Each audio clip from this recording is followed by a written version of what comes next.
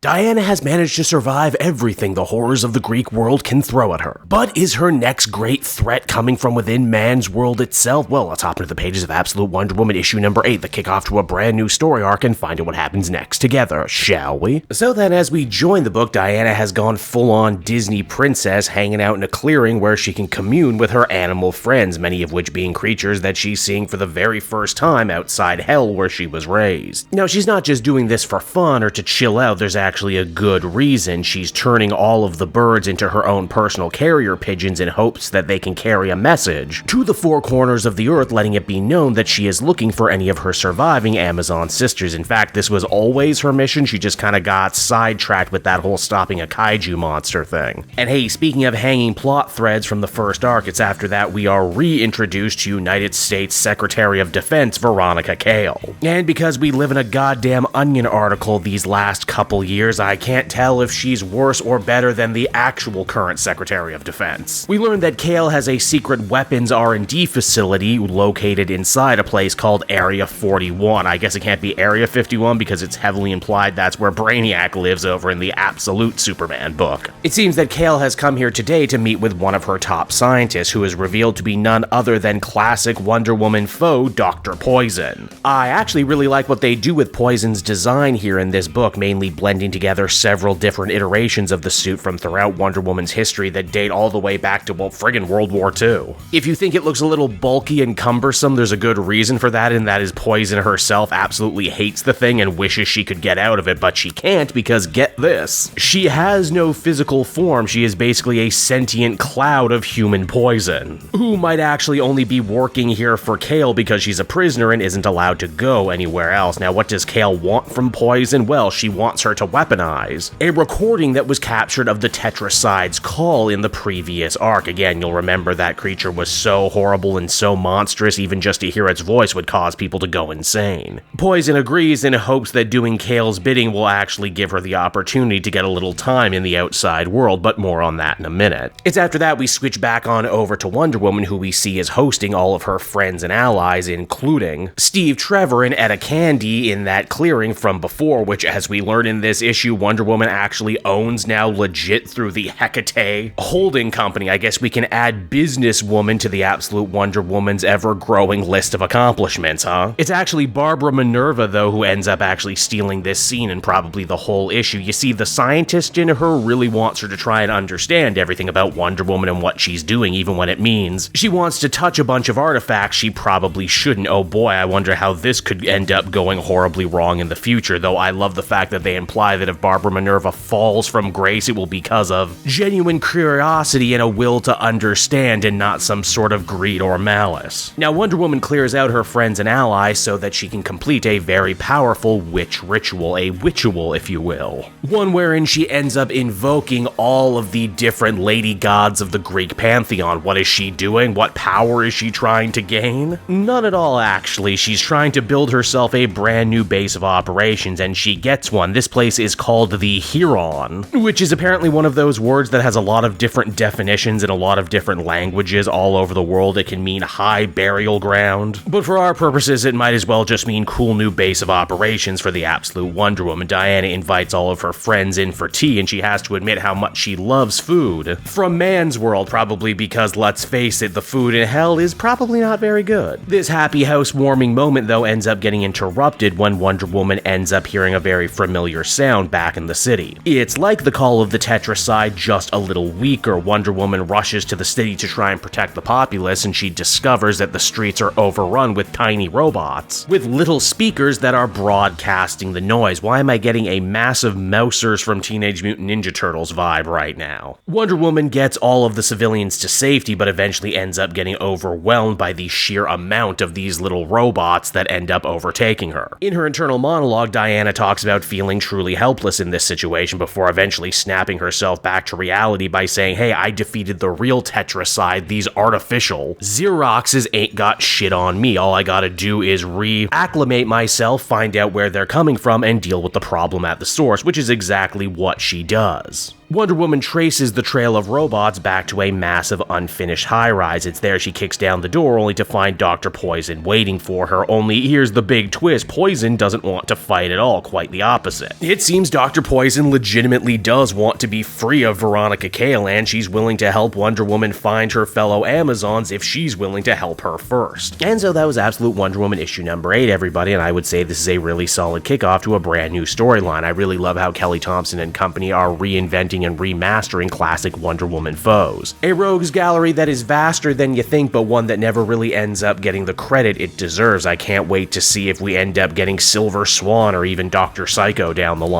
Also, because this is a world where good and evil are topsy-turvy and everything is messed up because of Darkseid's influences, there's a promise too that, just because a character was a Wonder Woman villain in the main universe doesn't mean they're still gonna be bad here. In fact, they're already doing some interesting stuff with Dr. Poison not being 100% devoted to the cause of evil. I also love the brief but really meaningful bits of characterization that Barbara Ann Minerva is getting here too. I'm sure we are all waiting for the other shoe to drop and her to inevitably become the Cheetah. And I think it's super cool that they're already setting up that she really wants to learn, really wants to understand all this amazing Wonder Woman stuff, even if that means she ends up leaping before she looks. The art, as always, is positively stellar. Like I said, I love the remix on Poison's costume. I really dig what Wonder Woman's brand new base of operation looks like. It's just all good from top to bottom, which is why I give this one another really positive 8 out of 10. Hey there everyone, it's your old pal Cape Joel again, thanking you so much for watching to the end of the video. I hope you enjoyed it, and if you did, why not check out my Amazon link down in the description. Yes, that's right, the Cape Joel channel officially has its own Amazon storefront now. You can pick up a comic or anything else for that matter, and if you did, you'd really be helping me in the channel. So with that out of the way everyone, I will see you again next time. Bye-bye.